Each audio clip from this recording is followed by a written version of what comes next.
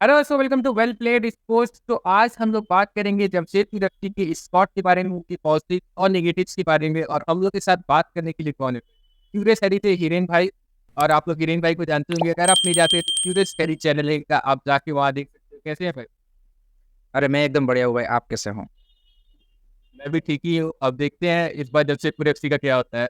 तो वीडियो शुरू करते हैं भाई। तो जमशेदपुर एफसी का अगर आप स्क्वाड देखेंगे कुछ इस तरीके से। सबसे पहले तो भाई पहला क्वेश्चन ये है, खाली जमीन के साथ इन्होंने कंटिन्यू किया है, तो क्या एक सही डिसीजन है या फिर कोई और कोच के पीछे ये लोग जा सकते थे? डेफिनेटली खालिद जमील के साथ जाने का इन्होंने इंटरेस्टिंग डिसीजन लिया है।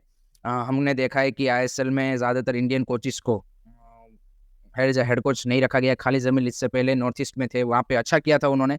जब उन्होंने उस सीजन संभाला था, तो Khalid Jamil is the only coach की जिनको आईएसएल का उस तरह से आप बोल सकते हैं कि एक्सपीरियंस है फुल सीजन का। So I think he knows Indian player very well. And I think अच्छा उन्होंने अभी तक किया है। सो इन दैट सेंस मेरे को लगता है कि सही डिसीजन है। डेफिनेटली फॉरेन कोचेस में तो आपके पास फिर अगर आपको आपका मैनेजमेंट का अगर ये डिसीजन होता है कि भाई हमको फॉरेन कोच के साथ जाना है, तो फिर वहाँ पे नो डाउट खाली जमीन से भी बेटर ऑप्शन उनको मिल सकते थे। ऐसा नहीं है कि नहीं मिल सकते थे। बट अगर उन्होंने वहाँ पे इंडियन कोच को मौका देने का सोचा है, सो I think Khalid Jamil is the best option then.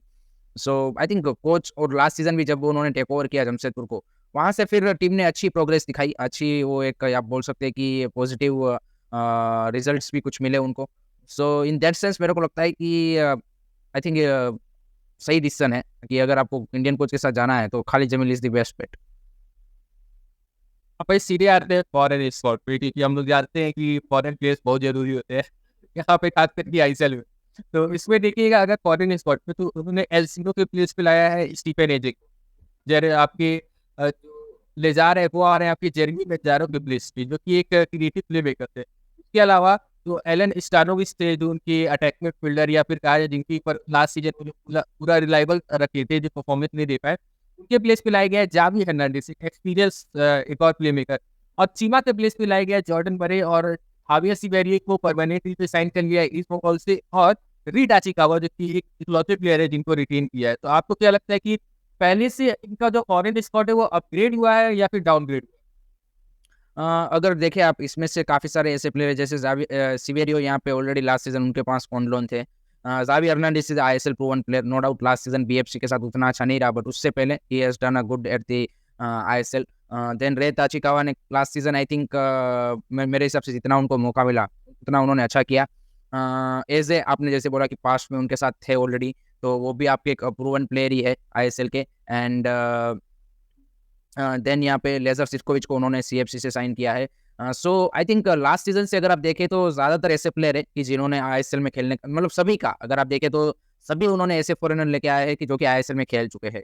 तो वो एक आप बोल सकते हैं कि उनकी स्ट्रेटेजी में चेंज देखने को मिला है इस सीजन की। फॉरेनर वैसे लाए, जैसे आपने बोला कि स्टीवनोविच लास्ट सीजन वो सबसे बड़ा नाम थे इंटर मिलान की, और 2010 की स्क्वाड के हिस्सा थे जिन्होंने ट्रेबल जीता था। और उस तरह से वो इम्पैक्ट नहीं छोड़ पाए थे। उससे अच्छा जेरेमी मंजारो ने लास्ट सीजन जमशेदपुर के लिए कॉन्ट्रीब्यूट किया था। तो इस सीजन उन्होंने वो, क्योंकि जेरेमी मुंबई सिटी चले गए, स्टीफन को उन्होंने बैक नहीं किया, एल्सिनियो चेन्नई चले गए। तो आई थिंक ऐसे फॉरेनर्स उन्होंने इस बार साइन किए हैं जो कि आईएसएल प्रूवन है, ताकि उनका जो सक्सेस रेट है वो एक्सपेक्ट कर सकते हैं कि यहाँ पे एटलीस्ट वो यहाँ पे जो इंडिया का वेदर कंडीशन है और आईएसएल की जिस तरह की गेम प्ले है उसमें वो सेट हो पाए। तो आई थिंक मेरे को लगता है कि लास्ट सीजन से उस अगर एंगल से आप देखोगे तो मेरे को लगता है कि it's much balanced foreign quota I would say. But definitely Javi का अगर फॉर्म यहाँ पे वापस आ जाता है, देन आई थिंक वो जो जेरेमी मंजोरो ने जो लास्ट सीजन किया था वही सेम चीज़ आपको जावी हर्नांडिस को करके दे सकता है। मतलब उस तरह का उसके पास कैपेबिलिटीज है। सो आई थिंक ओवरऑल मेरे को बैलेंस्ड फॉरेन कोटा दिख रहा है। अब कितना ये लोग कर पाते परफॉर्मेंस उसके ऊपर डिपेंड करेगा। है? इसी में एक और क्वेश्चन है, क्या जमशेदपुर एफसी को जेरमी मंजारो को कोशिश नहीं करनी चाहिए थी रिटेन करनी? क्योंकि मेरे हिसाब से अगर उनको रिटेन कर लेते तो वो मेरे ख्याल से one of the best decision हो सकता था, क्योंकि वो जिस तरीके से गेम चलाते हैं, डिफेंसिव वर्क भी करते हैं, अटैकिंग वर्क भी करते हैं, वो शायद बहुत ही कम प्लेयर आईएसएल में ही दे पाते हैं। I agree. अगर आप मेरे को पूछते और किसी से भी अगर आप पूछेंगे तो जमशेदपुर फैन से, तो वो भी बोलेंगे कि जेरेमी मंजारो को रिटेन करना चाहिए था। बट आई थिंक रेस में मुंबई सिटी एफसी था, तो ऑब्वियसली उन्होंने ज़्यादा सैलरी एंड ज़्यादा फाइनेंशियल पैकेज ऑफर किया होगा। And I don't think so कि जमशेदपुर ने अपना जो बजट सेट किया होगा उसमें उन्होंने कोशिश ज़रूर की होगी। जमशेदपुर मैनेजमेंट ने, ऐसा नहीं है कि भाई उनको सीधा ही यहाँ पे जाने दिया है।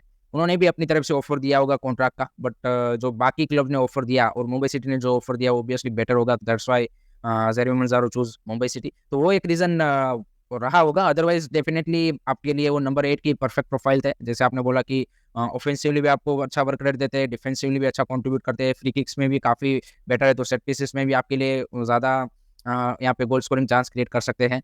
सो परफेक्ट मिडफील्डर्स हैं आप देखिए तो उस सेंस में, बट अनफॉर्चुनेटली वो रिटेन नहीं कर पाए। भाई अब इंडियन प्लेयर्स के बारे में बात की है क्योंकि ये है इंडियन सुपर लीग। तो इसमें अगर देखा जाए तो रनीश टिप्पी छोड़ के गए मुंबई, उनके प्लेस पे लाया गया है किसको, एल्बिनो को या फिर कहा जाए अमृत को।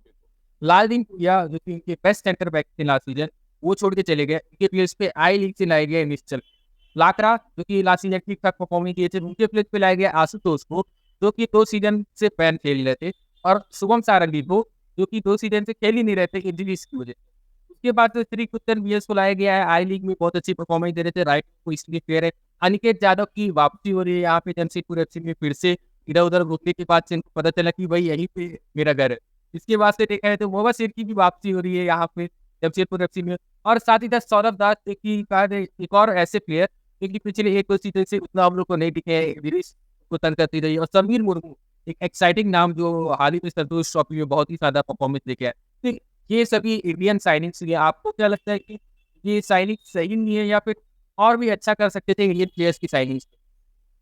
आई कंप्लीटली एग्री कि और भी ज़्यादा बेटर हो सकता था। ये बचा-कुचा माल वाली चीज़ है। 1-2 प्लेयर एक्साइटिंग लगते हैं मेरे को इसमें जो इंडियन प्लेयर उन्होंने साइन किया, जैसे आपने बोला समीर मुर्मू जो आर्मी के लिए भी अच्छा कर चुके हैं एंड उनकी जो स्टेट टीम है, उनके लिए भी अच्छा करे हुए हैं। तो समीर मुर्मू थोड़ा-सा मेरे को एक्साइट करते हैं। श्रीकुट्टन वीएस भी करते हैं, लिटिल बिट एक्साइटिंग प्लेयर वो लगते हैं। बाकी सारे जैसे आपने बोला कि आशुतोष मेहता 2 साल का डोपिंग बैन सर्व करके आ रहे हैं।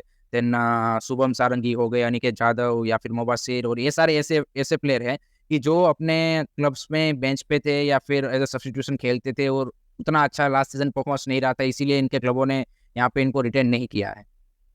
सो वो बचा-कुचा वाला माल है। निश्चल चंदन एक मैं बोल सकता हूँ जो आई लीग में अच्छा किया है और उसको यहाँ पे उन्होंने लाके आया है, तो वो एक आप समीर मुर्मू एंड श्रीकुट्टन वीएस की कैटेगरी में उनको रख सकते हैं। तो 2-3 एक्साइटिंग इंडियन प्लेयर उन्होंने लाए हैं। बाकी आई थिंक ज़्यादा मेरे को लगता है कि वो आप क्या बोलते हैं कि मतलब गैप फिल करने की या फिर नंबर्स दिखाने की बात है कि हाँ भाई इंडियन आपके पास बेंच पे भी है ये प्लेयर्स है। सो ये वाली चीज़ है। बेटर कर सकते थे एंड आई थिंक जमशेदपुर ने after that winning that shield जो 2-3 सीज़न पहले जीता था, उसके बाद उन्होंने आई डोंट नो कि सडनली मतलब मार्केट स्पेंड भी कम कर दिया, जबकि आपके पास टाटा ग्रुप का बैकिंग है। आई थिंक और ज़्यादा उनको एग्रेसिवली मेरे को लगता है कि एंड जो थोड़े से साइनिंग्स है इंडियन प्लेयरों के एंड बाकी फॉरेनर्स के, वो अगर वो बेटर करते तो और भी ज़्यादा स्ट्रॉन्ग टीम बन सकती है। बट ठीक है, लेट्स सी, ये सारे भी ऐसे प्लेयर है कि जो अगर अपने पोटेंशियल पे अगर कॉन्फिडेंस के साथ खेलेंगे, देन डेफिनिटली अच्छा कर सकते हैं। भाई मैं भी एग्री करता हूँ, कम से कम इतना तो उनको करना चाहिए कि उनके बेस्ट प्लेयर है जैसे लालदीन भुइया हो गए आपके, और भी जो बेस्ट इंडियन प्लेयर उनको तो कम से कम रिटेन करिए। आप बड़े प्लेयर खरीद के ना लाओ, लेकिन जो बेस्ट प्लेयर है उनको रिटेन करिए, उनको कोर बनाइए, उनके अराउंड टीम बनाइए। तो वो चीज़ जमशेदपुर एफसी नहीं करते हुए दिख रही है, जो कि देख के बुरा लग रहा है। अगर इस टीम की बात किया नंबर्स के हिसाब से, क्वालिटी के हिसाब से तो आपको कई वीकनेसेस दिखेंगी। नंबर्स के हिसाब से आपको क्या लगता है किस पोजीशन पे अभी भी ये वीकनेसेस दिख रही है? देखिए, गोलकीपर्स में आप बोल सकते हैं कि उस तरह का प्रूवन गोलकीपर नहीं है आईएसएल का। विशाल यादव को लास्ट टू लास्ट सीज़न कुछ मैचेस खेले थे, लास्ट सीज़न कम मैचेस मिले। देन अल्बिनो एंड वो सब यहाँ पे अमृत कोपे और वो सब भी आईएसएल का उस लेवल का वो एक्सपीरियंस नहीं है रेगुलर खेलने का। तो गोलकीपर में देखते हैं कि किस तरह से वो सेटल डाउन होते हैं, because that's the very important position. And backline में आई थिंक एज़े और वो सब है, लेज़ार है, तो मेरे को लगता है कि वहाँ पे थोड़ा-सा सेंटर बैक पेयर में तो बैलेंस आउट उन्होंने किया है। फुल बैक्स मैं बोलूँगा कि थोड़े से मेरे को वीक लिंक दिख रही है एट द मोमेंट। बाकी मिडफील्ड में I think they have a decent enough option, जहाँ पे आपके पास एमिल बेनी और वो सब भी है। तो ऋत्विक दास भी है, जो भी I think last season injury के चलते बाहर रहे थे मोस्ट ऑफ द टाइम। सो उनका वापसी करना ज़रूरी है अच्छे फॉर्म में। उन्होंने भाई आप देखिए कि लास्ट टू लास्ट सीज़न अच्छा किया था एंड उसके चलते उनको नेशनल टीम में भी ट्राई नेशन में कॉल आया था। सो आई थिंक उनकी अगर वापसी बेटर फॉर्म में होती है तो that's a good option. So front line में भी आप देखिए जॉर्डन मरे लास्ट सीज़न जिस तरह से उनका रहा है, कंप्लीटली मतलब आप बोल सकते हैं कि उतना कुछ खास नहीं कर पाए थे। सिवेरियो भी सेम सेम है, ज़ावी का भी आउट ऑफ फॉर्म है। तो ये 3 फॉरेनर का फॉर्म में आना ज़रूरी है अगर फ्रंट लाइन में आपको कुछ यहाँ पे अच्छी परफॉर्मेंस देनी है तो। एंड मोहम्मद सलाम के is exciting talent, I agree. Imran Khan, ये दोनों मेरे को लगता है कि बढ़िया प्लेयर हैं। अगर आप ओवरऑल इंडियन प्लेयर की क्वालिटी की बात करें तो है, वीक लिंक है, ज़्यादा प्लेयरों के फॉर्म के कंसर्न है I would say rather than weak link. जो सारे प्लेयर उन्होंने लाए हैं most of them are out of form last season. So वो अगर फॉर्म में आ जाते हैं एंड अपने पोटेंशियल पे खेल लेते हैं, देन जमशेदपुर कुछ एक्सपेक्ट कर सकते हैं कि we can challenge for that 6th position. Otherwise I think it will be very difficult. Simple सी बात आप ये कह रहे हैं कि उनको अपना कॉन्फिडेंस बढ़ाना पड़ेगा या फिर खाली जमीन को उसका कॉन्फिडेंस बढ़ाना पड़ेगा और किसी तरीके से उनका 100% निकालना पड़ेगा, नहीं तो यहाँ पे जब होती हुई दिख रही है। तो भाई लास्ट क्वेश्चन है, शायद आप दे भी चुके हैं उसका आंसर। एक्सपेक्टेशंस क्या लग रहे हैं भाई, क्या लग रहा है कि इस सीजन जो जमशेदपुर एफसी है वो किस पोजीशन पे फिनिश कर सकती है या फिर सेमीफाइनल में जगह भी बना पाएगी? ओवरऑल सीजन की अगर बात करें जमशेदपुर की, तो देखो खालिद जमील के अंदर आई थिंक अच्छा करेगी वो, बट आई थिंक उनके जो परफॉर्मेंस है वो आपको लगातार कंसिस्टेंट परफॉर्मेंस नहीं दिखेंगे, मेरे को ये लगता है। बिकॉज सामने आप देखिए बाकी टीमों ने भी काफ़ी अच्छे अपनी स्कोर को यहाँ पे स्ट्रॉन्ग किया है, अपग्रेड किया है। सो आई थिंक वो बाकी जो टीमें हैं जो टॉप 6 में जाने के लिए कंटेंडर है, उनकी बाजी बिगाड़ सकते हैं विद दैट अनएक्सपेक्टेड रिजल्ट की, जहाँ पे उन्होंने कुछ ऐसा रिजल्ट प्रोड्यूस किए कि जिससे आपका जो टॉप 6 का जो टेबल या फिर रेस है उसमें इंटरेस्टिंग मोड आ सकते हैं। तो मेरे को लगता है कि फिनिश वो 6 टू 12 13 के बीच में ही कहीं करेंगे। आई डोंट नो एग्जैक्टली, मैं मतलब ये नहीं बोलूँगा कि बॉटम में, आई डोंट सी बॉटम में फिनिश करेंगे, बट डेफिनिटली वो बाकी लोगों की जो चांसेस है टॉप 6 में जाने की उसको डेफिनिटली रूइन करेंगे। एंड आपको बिट्स एंड पीसेस में परफॉर्मेंस दिखेगी, बट एक कंसिस्टेंट परफॉर्मेंस जो आपको मतलब अगर आपको सील्ड क्या बोलते हैं लीग में अच्छा करना है, टॉप 6 में जाना है या फिर शील्ड के लिए जाना है, देन तो आपको कंसिस्टेंट परफॉर्मेंस चाहिए, जो कि मैं एक्सपेक्ट नहीं कर रहा हूँ। बट ओवरऑल मैं देख रहा हूँ कि कुछ-कुछ मैचेस में वो अच्छा करेंगे, जिसके चलते बाकी लोगों का जो टॉप 6 में फिनिश करने का चांसेस है, वो जमशेदपुर के ये रिजल्ट कहीं न कहीं अफेक्ट करेंगे।